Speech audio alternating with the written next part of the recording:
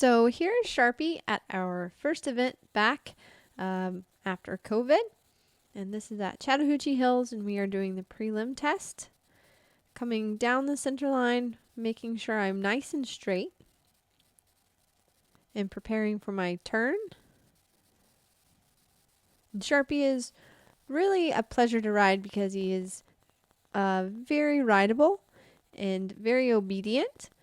Now there I was a little bit wide on my circle, so just maybe a smidge big for a 10-meter circle over the center line. Now I'm preparing for a halt. That would have given me a little bit extra points there if I was able to press him up a little bit more, so he would have squared up behind. Now I fixed my second circle, and he keeps a lovely rhythm and creates a really nice upward outline. Now coming down the center line for the leg yield. I have to watch that he doesn't tilt his head. I tried to fix it a little bit there, making sure I have him straight in my left rein. And he had done a test the weekend before, just a practice test, and he's getting better and better about coming through his body and relaxing and swinging a bit more as he developed a little bit better medium trot there for him. And now we do our leg yield to the right. Crosses over pretty nicely there. And now we come into our stretchy trot, where you're supposed to give the contact and the horse is supposed to take the bit down and out, opening his neck. Could have had a little bit more stretch down and out, but he's just a smidge on the tighter side. Being in this ring has actually a lot of activity. What you can't tell is that it's kind of in a bowl, so there are people up on top of the hill, and that's just got him just a little bit on the tighter side. Now we are in our extended walk. She has a very good walk. Sometimes he can get a little noodly. So I'm trying to really work for those points, getting the overstep at that free walk, and then putting them together for my medium walk here. Into the trot, preparing for the canter at K. Pretty nicely there. I have to watch that he doesn't push his haunches a little to the right, but I'm working on now my medium canter on the 20-meter. And now showing a change, coming back to the letter E. Always trying to get a little shoulder 4. There, I was able to get him straighter. And now my half 10-meter circle back to the track. And I'm going to prepare to trot at K. It's also pretty buggy. The gnats were pretty gnarly at Chat Hills, so preparing for the canter. And again, the medium on the 20-meter. Try to show a difference. There's always a thin line between showing your horse's expressive gaits and then kind of pushing them a little bit past their balance. I want to bring them back here to show the difference. And now preparing for my half 10-meter circle. Back to the track between B and F. It's very nice and straight.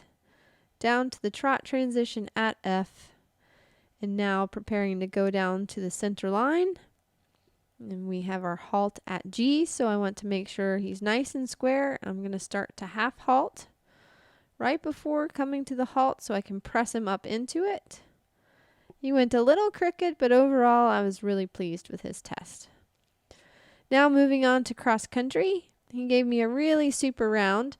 With this being his first competition back in a couple of months, I just really wanted to go out, let him skip around and have a really nice positive go. So coming to the water here, I want to make sure my shoulders are up. He's so brave. I don't really have to worry about him hesitating. He jumps right in, holding my shoulders off of the jump in the water. And now we have this hill here, so I let him kind of canter on up. With Sharpie, it's been a lot of process to get him to have different gears on cross country, so he's had to learn that we don't have to just go really fast. And I've really worked on his relaxation, and he's starting to really become fun to ride on cross country as he's able to balance just off of my body. And really, my goal is to use the change of position to get my horses to stay in balance. And now coming to this, that line could have ridden in a 3, a more positive line, but I decided with Sharpie, he tends to stay a little bit better balanced if I do the add, especially again with this being his first event back. But you can see ears are pricked, jumps that lovely out of stride. And now we have kind of the last combination on course. You had the option of jumping this straight and going up over that knoll, but I thought it was a little quicker to just jump it on an angle, pop around, and we jumped a little skinny on the backside. And then we headed to our last jump on the course, and we were a couple of seconds down on the clock, not by much, but had a super positive round. Felt really good. Now we've been working really hard on our show jump, and so coming into this, I wanted to make sure I had a good canter, right in the balance, coming to the first fence, and he jumps that really good. He feels like he's really wanting to jump clean for me. And there I had to hold him up a little bit. And now coming around the turn, making sure I have a upright canter. I made sure I added in this line, so we did 8 instead of the 7. That seemed to work out pretty good. And now rode the inside line to this in and out here. He did pretty good because I came in there pretty positive. And then coming to this, I kind of just lost my balance, which caused him to get a little ruffled, which that was on me, and I felt kind of bad for that. And I saw then the flyer in, and then so that caused us to have the rail. But he was able to keep it together for me and stay focused while I'm having to work on staying focused. We jumped this oxer pretty nicely. Coming around to the last line, I see kind of a tight distance, and I took the whole canter away, which then caused us to have another rail.